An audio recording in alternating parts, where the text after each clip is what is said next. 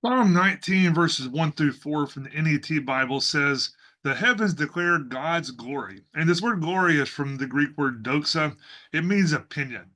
We honor him because our opinion agrees with him, which it should. But the heavens declare God's glory. The sky displays his handiwork. These are participles, these are ongoing displays, not a one time thing. Day after day, it speaks out, it gushes forth the word. Night after night, it reveals his greatness. It declares knowledge. This is ongoing temporal action for us. There is no actual speech or word, nor is their voice literally heard. Yet their voice echoes, proceeds forth throughout the earth. Their words carry to the distant horizon, which is the ends of the earth.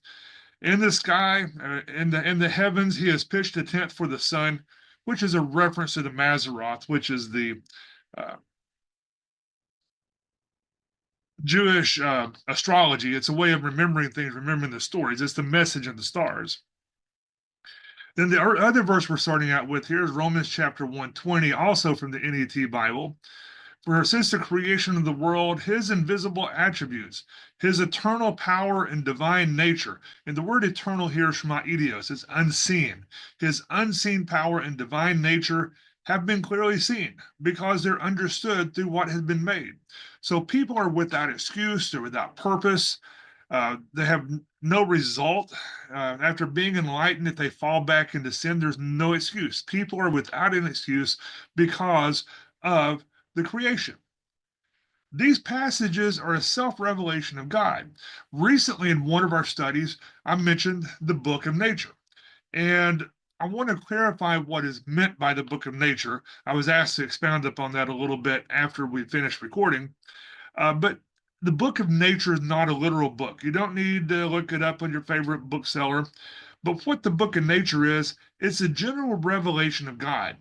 The Bible is the special revelation of God, and nature is the general revelation. They go hand in hand. In Romans chapter 120, there's an oxymoron there. And an oxymoron is a figure of speech in which two words or two phrases with opposite meanings are used together for an intentional effect. The word oxymoron literally means pointedly foolish. What it does is it creates a witty statement through contradiction of paradox. Words or phrases such as bittersweet, a bold coward, things like that, those are oxymorons. Shakespeare used phrases such as fiend angelical, a wolfish ravening lamb, and a beautiful tyrant.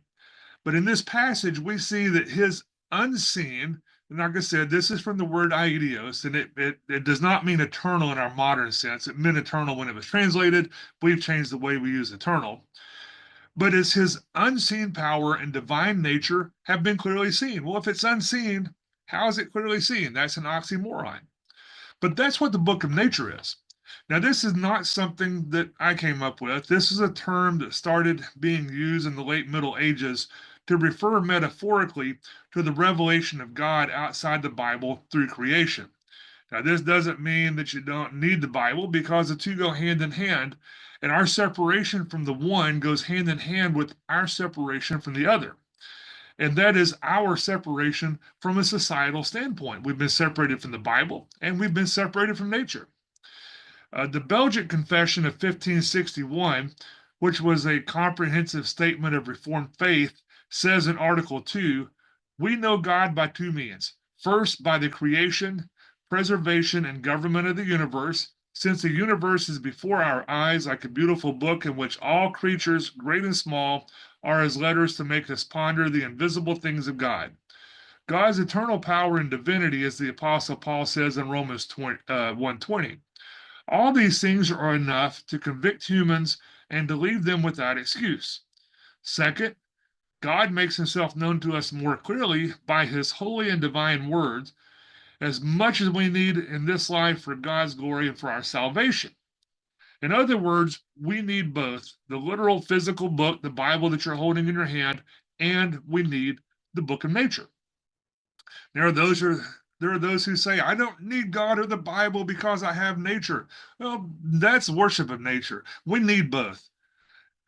We don't worship nature. Nature is what reveals God's nature. And today, the dark powers try to prevent exposure to both. In the past, not everyone had a Bible, but everyone had nature and they could see God's handiwork. Today, everyone has access to a Bible, many of them free electronically, and all kinds of churches willing to give you a physical copy of it, but they don't necessarily use it. And they can't access nature due to light pollution, living in cities with large buildings, no nature to experience, and things such as that. Now, looking at nature, we know that a God must exist. Nature is ordered. In the past, many scientific discoveries were made because of a belief in God. Scientists would say, well, since God is rational and A is true and B is true, then C will be true. And then they would study it, and sure enough, C was true. But then somehow that evolved over time to become that because science is rational, God can't exist. What happened? Science can't tell us what ought to be. Science can only tell us what is. The Bible tells us what ought to be. Now, the Bible is not a book of science, but it doesn't contradict science as it's written. The Bible only contradicts science fact when we put our opinions into Scripture. By the same token, science only contradicts what the Bible actually says when we put our opinions into science. The universe is coded information, and coded information requires someone to code it. There's information everywhere, and quantum mechanics shows us that. Information requires intelligence. Statistics mean nothing to a rock. Any information that's more than just a few hundred bits can't arise by chance, and life requires huge amounts of information, billions of bits.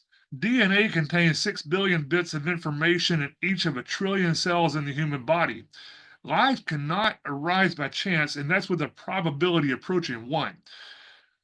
So giving random attempts with all needed data at each point in the universe to change the bits of DNA necessary to go from one type of hominid to another is basically infinity. If you assumed only positive mutations, in order to change just 410 bits of information would take more than 15 trillion years, which is basically infinity since the universe is apparently just under 14 billion years old. And in reality, there were far more changes than that, which happened in only a few thousand years. Now, science can't prove the God of the Bible, but neither can it disprove the God of the Bible. That's not what we look to science for. However, science does prove the need for a creator that's outside of time and space. And in fact, there's a theory of everything that works mathematically, but most scientists reject it because it requires a creator. However, it's led many physicists to believe in the God of the Bible. To paraphrase Frank Tipler, in order for the universe to physically exist, there must be living observers. Our universe obviously exists, therefore, there must be a God that sustains life. That's general revelation. That's the book of nature. The Bible is special revelation, it tells us specific things. But the Bible is a declarative model for many things. And what a declarative model is that something that describes the what, but not the how or why of a system. In other words, it gives us a framework from which we get what we need, but it doesn't give us all the details. In the beginning, God. Okay, then what? Well, God created the heavens and the earth. It doesn't tell us anything about how it was created. It doesn't tell us how long it took, except that there were 6 time periods of creation with no reference to how long those time periods are. Now, I've often heard it proclaimed that the universe was created by God when he spoke it into existence, and anyone who says that misses the point. The universe was created when God spoke it into existence. But we're not given the details of that creation in the Bible. Only nature gives us those details. The Bible reveals God's redemptive plan, and it reveals the immeasurable love that he offers to us. And these are more fundamental to us on a personal level, but the Bible doesn't give the details of the how or why of the universe. The book of nature, which is the general revelation, reveals that God exists as the creator of life and the entire universe, that he exists outside of time and space, which is the true meaning of eternal. The time has no meaning outside of time and space, and he's always just been. He's all powerful and he's sovereign over all life on earth, although he does give us free will. So the book of nature is an abridged and limited version of God's more detailed revelation in the Bible. What nature reveals about God is in perfect harmony with the Bible, and there's no inconsistency. The first two passages that we started with demonstrates the importance of the book of nature in conjunction with the Bible. The heavens are continuously telling of the glory of God and declaring his handiwork, and that his unseen attributes are seen through nature. And those who suppress these truths are without excuse. Now, in the future, in our regular studies, we're going to look at some of these things contained in this brief study more in depth. I'm not sure when that'll be, but we're going to do it. But as a basic rule, if we look into the Bible for specific things about God, that's what we're going to find. That's why it's given. That is special revelation. God expects us to look to general revelation, the book of nature, to get general knowledge about God. We need both.